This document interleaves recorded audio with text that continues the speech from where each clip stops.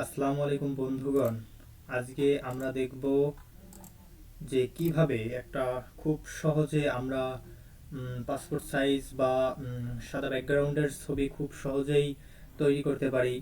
আমরা সেটা আজকে দেখব, কারণ দেখা যায় যে ওই রকম ছবি আমরা যখন বাড়িতে বসে কোনো একটা কিছুর অনলাইন অ্যাপ্লিকেশন করতে যাই তখন আমাদের ছবির প্রয়োজন হবে, কীভাবে এডিট করব, কিভাবে কি করব, এইটা নিয়ে টেনশন। সো কোনো টেনশন নাই, চলো আমরা কাজ শুরু করি।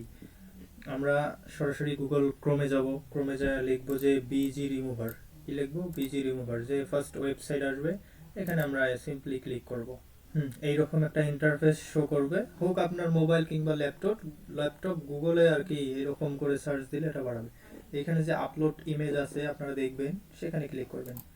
আপলোড ইমেজে ক্লিক করবেন, ক্লিক করলে আপনার আর কি ফাইল যেখানে আপনি ছবি রাখছেন সেখান থেকে একটা সিম্পলি একটা ছবি নেবেন আপনি। আমার যে এই ছবিটা ব্যাকগ্রাউন্ড রিমুভ করা দরকার, আমি ছবিটা নিলাম, ওপেন করলাম। এই যে এখানে ব্যাকগ্রাউন্ড রিমুভের জন্য যা কাজ করার আগে করতেছে, একটু ওয়েট করেন। এখন ব্যাকগ্রাউন্ড এই যে রিমুভ হয়েছে।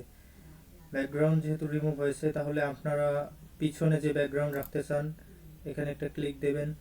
এইখানে একটা ব্যাকগ্রাউন্ড চিহ্ন দেখতে পারবেন, আপনি এখানে ক্লিক দিলে এই ব্যাকগ্রাউন্ড চিহ্নতে পরে আপনি ক্লিক দিলে এখানে দেখবেন আপনি কোন কালারে রাখতে চান ব্যাকগ্রাউন্ড, সেখানে এই যে কালার অপশন আছে, এখানে দিলে আপনারা সাদা রাখতে চান নাকি ব্লু রাখতে চান। যদিও অ্যাপ্লিকেশন বা ওই রকম আবেদনে সবাই সাদা রাখে, তাই আমি সাদা ব্যাকগ্রাউন্ডে দিচ্ছি। দিয়ে ওকে যখন হবে তারপরে ডাউনলোড অপশনে চাপ দেব। ফ্রি যেটা আছে সেটাই ডাউনলোড অপশনে চাপ দেবো, ডাউনলোড হয়ে যাবে। এই যে আপনার ছবি যেটা ডাউনলোড হচ্ছে, আপনি তুলে দেখাচ্ছি। দেখেন যে এইরকম একটা ছবি আর কি, এই যে ব্যাকগ্রাউন্ড পিছনে সাদা হয়ে গেছে অটোমেটিকলি, খুব সহজে সাদা হয়ে গেল।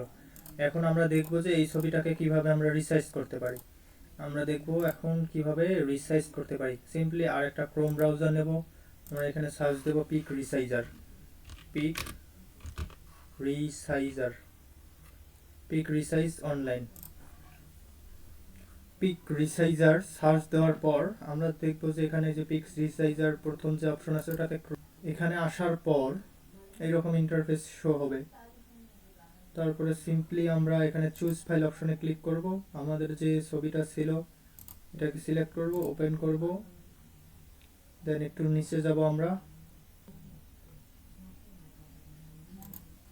কন্টিনিউ এর চাপ দেওয়ার পর আমাদের এরকম অপশন আসবে। এখানে আপনারা 50% সিমিলার যে অপশন আছে এটাকে আমরা কাস্টম সাইজ করে দেব। দেন তারপরে উইথ যত দেওয়া লাগে 300:400 বানায়, সেটা আপনার অ্যাপ্লিকেশন ফর্মে লেখা থাকবে,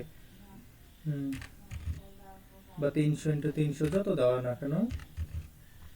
এখানে পিকজেল আছে, এটা যেমন আছে তেমন রাখলে এখানে যে পিএনজি বা জেপিজি ফর্মে, যে ফর্মেরই চাক না কেন আপনার সেটা সার্কুলারে লেখা থাকবে।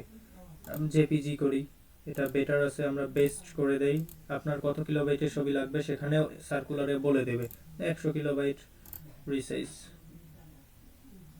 রিসাইজ অপশনে চাপ দিলে এখন সিম্পলি এইরকম ইন্টারফেস শো করবে। তখন আমরা save to disk option click করে আমরা সেভ করে নেব। একে সেম ভাবে মোবাইলে প্রসেস একই রকম। সো থ্যাঙ্কস বন্ধুরা এতটুকু সাথে থাকার জন্য।